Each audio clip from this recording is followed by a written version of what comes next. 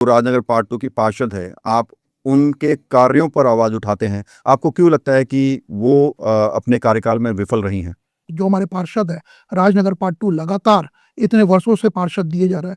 तो कोई भी चीज़ जो एमसीडी की जुरिस्डिक्शन में आती हो, हम ये नहीं कह सकते कि वो सुचारू रूप से चल रही है। ऐसे में अगर आप सियासी मैदान में उतरते हैं और क्षेत्र की जनता आपको मौका देती है, अपना प्रतिनिधि चुनती है, तो आप कैसे इन सारी समस्याओं को हल करेंगे?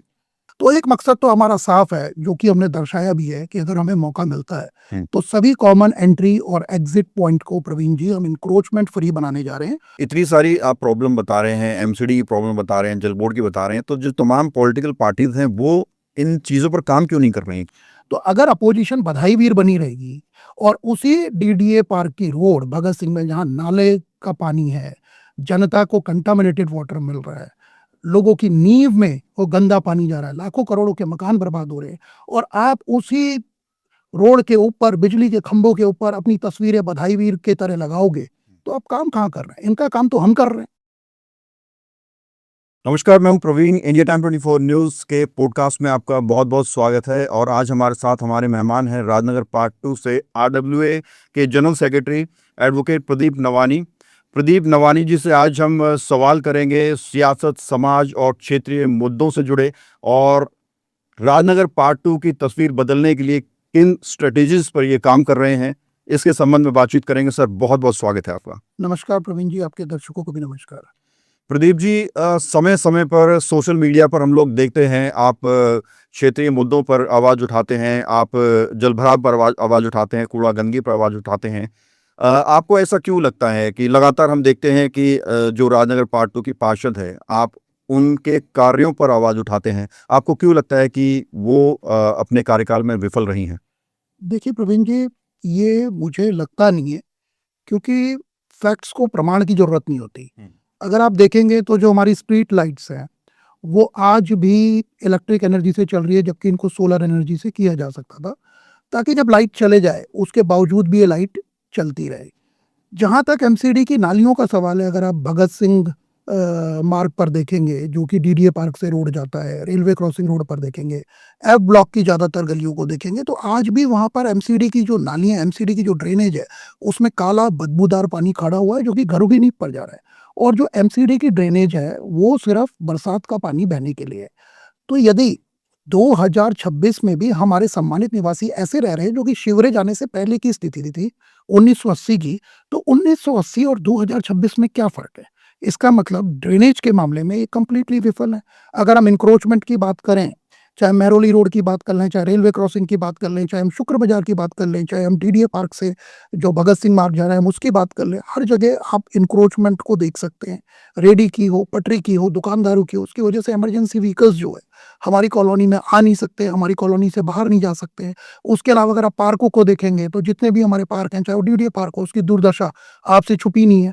उसके अलावा आप कोई भी एमसीडी का वर्किंग स्टाइल देख लीजिए, एक सिंगल डिस्पेंसरी हम एमसीडी की अभी तक नहीं ला पाए, लेकिन जो हमारे पार्षद है, राजनगर पार्ट 2 लगातार इतने वर्षों से पार्षद दिए जा रहा है।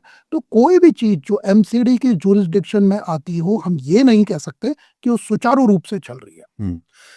ऐसे में अगर आप सियासी मैदान में उतरते हैं और क्षेत्र की जनता आपको मौका देती है, अपना प्रतिनिधि चुनती है, तो आप कैसे इन सारी समस्याओं को हल करेंगे?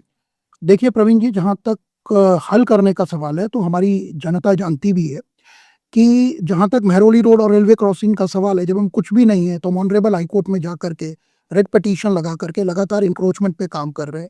मेहरौली रोड पे आपने भी बुलडोजरों की आवाज़ गूंजती हुई सुनी है। वहाँ से जितने भी परमानेंट स्ट्रक्चर थे, जो बाहर इंक्रोच किए गए थे फुटपाथ से, उनको हटाया गया है।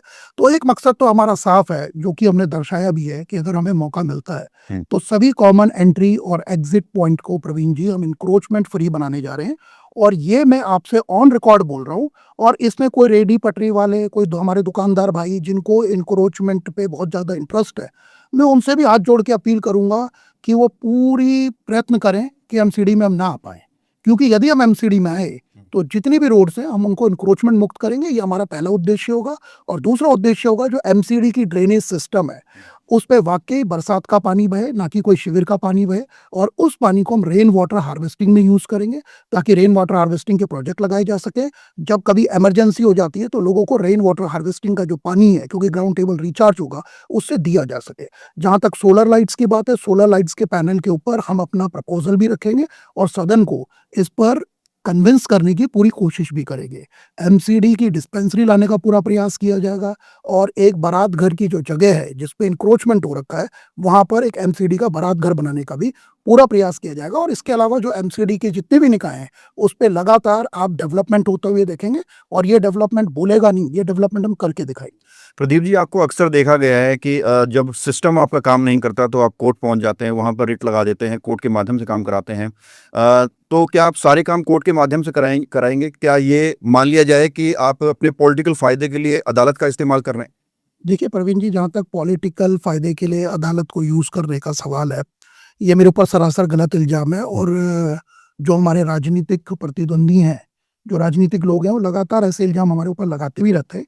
तो मैं उनकी नॉलेज के लिए विद ऑल ड्यू रिस्पेक्ट ये बताना चाहता हूँ प्रवीण जी, कि जब भी हम कोई रेट लगाते हैं ना कोर्ट में, तो ऑनरेबल जस्टिस का पहला क्वेश्चन ये होता है हमसे कि आपने कौन-कौन से एडमिनिस्ट्रेटिव प्रोसीजर अपनाए हैं। तो हमें वहाँ पहले ये साबित करना होता है कि मैंने जितने भी एग्जिस्टिंग एडमिनिस्ट्रेटिव और अवेलेबल एडमिनिस्ट्रेटिव चैनल्स है, उन सबको अपनाया है, उसके बावजूद हमारी सुनवाई नहीं हो रही। तो हमारे पास तो 2 ही चारे हैं फिर, जो हमारे राजनीतिक प्रतिद्वंदी चाहते हैं कि अगर हम एमसीडी में एप्लीकेशंस लगाएँ, दिल्ली गवर्नमेंट पे लगाएँ, दिल्ली जल बोर्ड पर लगाएँ कंप्लेंट, और वो नहीं हो रहा, तो फिर ऊपर के अधिकारियों को हम एस्केलेट करें, और वो नहीं हो रहा तो फिर जनता को भगवान भरोसे छोड़ दें। उसके बाद अगर हम रिट में जा रहे हैं तो इसमें क्या परेशानी है, अगर हम पीआईएल में जा रहे हैं तो उसमें क्या परेशानी है, क्योंकि एडमिनिस्ट्रेटिव प्रोसीजर इख्तियार करने के बाद ही रिट लगती है। ये लास्ट रिसोर्ट है, फंडामेंटल राइट, मूलभूत अधिकारों को निवासियों को लागू कराने का। और एक मैं प्रवीण जी जरूर कहना चाहूंगा कि वहां पर जहां तक मेरे राजनीतिक फायदे की बात है, आज तक हमने जितनी भी पीआईएल या रेट लगाई है, चाहे आप मेहरौली रोड के इंक्रोचमेंट की बात करें, चाहे रेलवे क्रॉसिंग की बात करें, चाहे गली नंबर 6 और आसपास के एरिया की पाइपलाइन चेंज करने की बात करें, चाहे नेगी टेंट हाउस की बात करें, जो हमने सीवरेज के लिए लगा रखी है पेंडिंग है उसकी बात करें, या कंटामिनेटेड वाटर की बात करें, वो मेरी किसी भी एक भी रेट मेरे पर्सनल फायदे की नहीं है। ऐसा नहीं है कि मैंने अपनी किसी सड़क के लिए लगाई हो, अपनी किसी दुकान के लिए लगाई हो, अपने किसी मकान के लिए लगाई हो। वो सब पीआईएल है, पब्लिक इंटरेस्ट लिटिगेशन। तो उन सभी रिट में मैं नहीं जीतता हूँ, राजनगर पार्ट 2 की जनता जीतती है। तो राजनगर पार्ट 2 की जनता जीतती है तो हम जीतते हैं, राजनगर पार्ट 2 की जनता हारती है तो हम हारते हैं। तो जो हम कोर्ट जा रहे हैं वहां पर जीत राजनगर पार्ट 2 की जनता की होती है, मेरी नहीं होती, मेरे किसी पर्सनल मुद्दे की। इतना अच्छा आप ग्राउंड पर काम कर रहे हैं, लोगों की समस्याओं को हल करवा रहे हैं। तो जो पॉलिटिकल पार्टीज़ के नेता हैं वो ये कहते हैं कि प्रदीप जी, आप चुनाव क्यों लड़ना चाहते हैं? इतना अच्छा काम कर रहे हैं, करते रहिए। देखिए प्रवीण जी, जहाँ तक इनकी ये मंशा का सवाल है कि आप चुनाव क्यों लड़ना चाहते हैं, ये बिल्कुल सही कह रहे हैं। उतरे तो हम रेजिडेंस वेलफेयर एसोसिएशन के लिए थे। जब रेजिडेंस वेलफेयर एसोसिएशन काम कराने लगी तो इनके मन में एक भावना आई कि सब कुछ अगर आरडब्ल्यूए करेगी तो हम क्या करेंगे। तो आप उसके बाद इन्होंने लगातार हमारे काम में ऑब्स्ट्रक्शन करने की कोशिश की कि हमारे काम ना हो पाए। उसके लिए हमें न्यायालय जाना पड़ा और हम निरंतर न्यायालय जा रहे हैं। अब सवाल ये उठता है, या तो प्रवीण जी हम इसी मॉड्यूल पर काम करते रहें कि जनता को पहले इनके भरोसे छोड़े, पूरे एडमिनिस्ट्रेटिव प्रोसेस हम 4-5 महीने इख्तियार करें, उसके बाद जब 5 महीने हम थक जाएं फिर हम कोर्ट जाएं। It is a very slow moving process, ये आप भी जानते हैं, आप ग्राउंड रिपोर्टिंग करते हैं। दूसरा अल्टरनेटिव ये है कि हम राजनीति करने नहीं, हम व्यवस्था बदलने जाए, हम व्यवस्था के अंदर जाए और उसके बाद हम वहाँ प्रपोजल रखें जिस काम के लिए हमें जनता भेजेगी। और जो आर्ग्यूमेंट हम कोर्ट में करते हैं पूरी फाइल बना के, वो पूरी फाइल बना के हम प्रपोजल रखें, व्हाट का आंसर भी दें, हाउ का आंसर भी दें, सदन को उसके ऊपर कन्विंस करें, एमसीडी के ऑफिसर्स को ऊपर उसके ऊपर कन्विंस करें। और वो बजट जो हम 8 से 1 साल, 8 महीने 1 साल में कोर्ट से लेते हैं, वो बजट अगर हम एमसीडी सदन में सीधा जा करके 1 महीने में लेकर के आते हैं, तो मेरे ख्याल से राजनगर पार्ट 2 का जो डेवलपमेंट है वो 20 गुना तेज रफ्तार से होगा। इतनी सारी आप प्रॉब्लम बता रहे हैं, एमसीडी की प्रॉब्लम बता रहे हैं, जल बोर्ड की बता रहे हैं, तो जो तमाम पॉलिटिकल पार्टीज हैं वो इन चीज़ों पर काम क्यों नहीं कर रही हैं? क्या लगता है आपको? देखिए, जहाँ तक पार्षद का जुरिस्डिक्शन का सवाल है, क्योंकि आप उसी के संदर्भ में मुझसे क्वेश्चन पूछ रहे हैं, तो जो हमारे अपोजिशन पर हैं, वो बजाय उस पे काम करने के बधाई वीर बने हुए। अब प्रवीण जी, आपका सवाल होगा कि ये बधाई वीर क्या है? जितने भी हमारे अपोजिशन है इस वक्त, मैं किसी का नाम नहीं लेना चाहूंगा, आप डीडीए पार्क में जाइए, आपको ऊपर बोर्ड टंगे हुए मिलेंगे। किसी नेताजी का जन्मदिन है तो उन नेताजी को इतनी खुशी नहीं होती जितनी इन्हें खुशी होती है, और अपनी खुशी को पूरे राजनगर पार्ट 2 में चिपका देते हैं। इन्हें लगता है कि दिवाली, होली ये याद नहीं दिलाएंगे राजनगर के पार्ट 2 के लोगों को तो उन्हें पता ही नहीं चलेगा दिवाली आ गई, होली आ गई, नववर्ष आ गया। तो ये अपना एक दूसरे को बधाई देने में इन्होंने पूरे 4 साढ़े 4 साल गुजारे हुए हैं।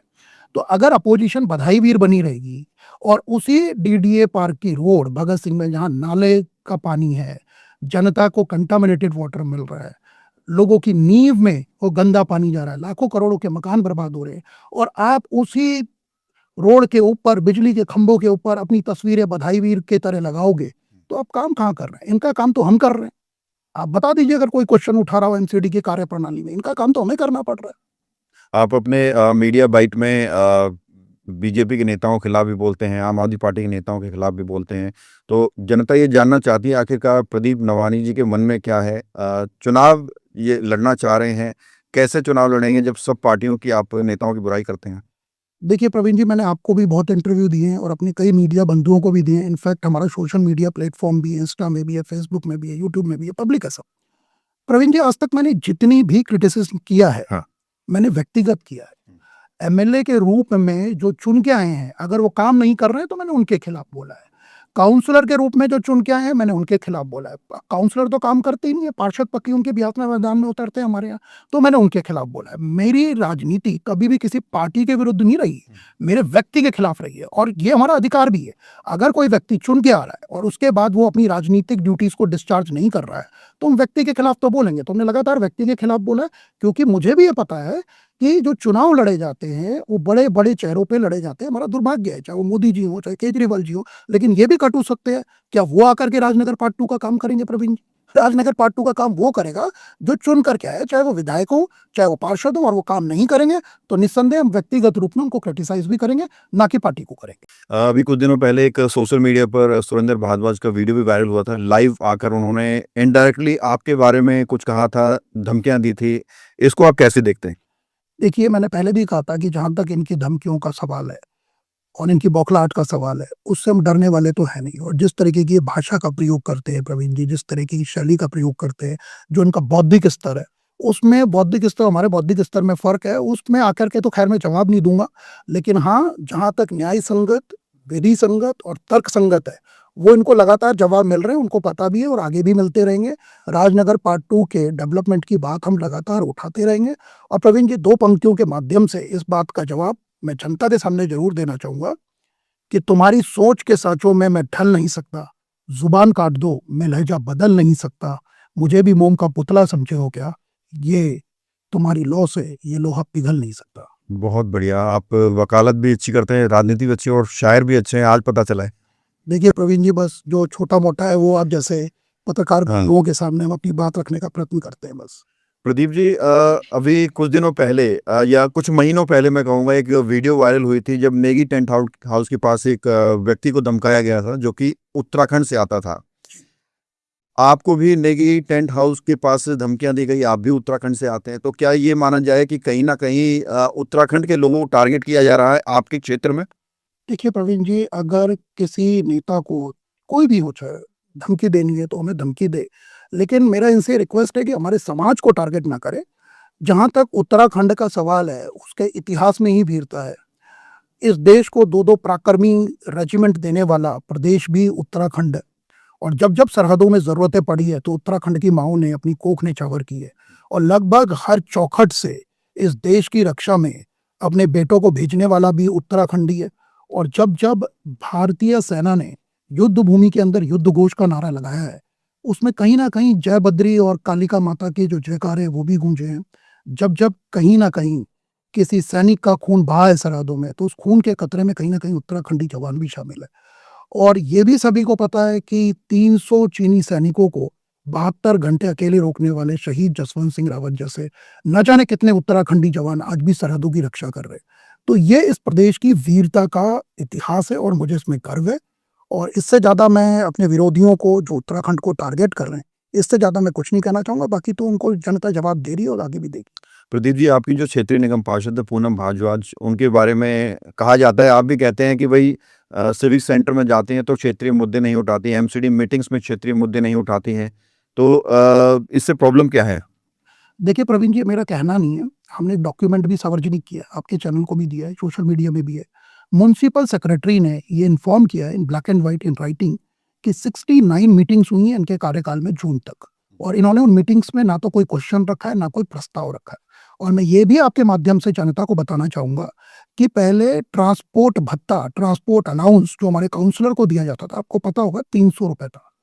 300 रुपए को बढ़ा करके सितंबर 2023 से 25,000 प्रवीण जी 25,000 एक मीटिंग का ट्रांसपोर्ट अलाउंस एक काउंसलर को दिया जाता है, और उसमें एक महीने की कहते हैं 1 लाख रुपए। तो सितंबर 2023 से अगर मैं ऑन एन एवरेज भी मान लूँ, अगर 50 मीटिंग्स भी हुई हैं तो 25,000 के हिसाब से जो हमारी जनता है उसके टैक्स का पैसा 14 से 15 लाख रुपए दे है, और 14 से 15 लाख लेने के बाद अगर हमारे काउंसलर वहां पे जाकर के नहीं बोलेंगे, कोई प्रपोजल नहीं रखेंगे, तो राजनगर पार्ट 2 का डेवलपमेंट कैसे होगा? ये मेरा पेन एरिया है, ये जनता का पेन एरिया है। तो जनता कैसे मान ले कि प्रदीप नवानी जी को अगर जीत का ताज पहनाया जाए तो वो जनता से जुड़े मुद्दों को सिविक सेंटर में एमसीडी की मीटिंग में उठाएंगे?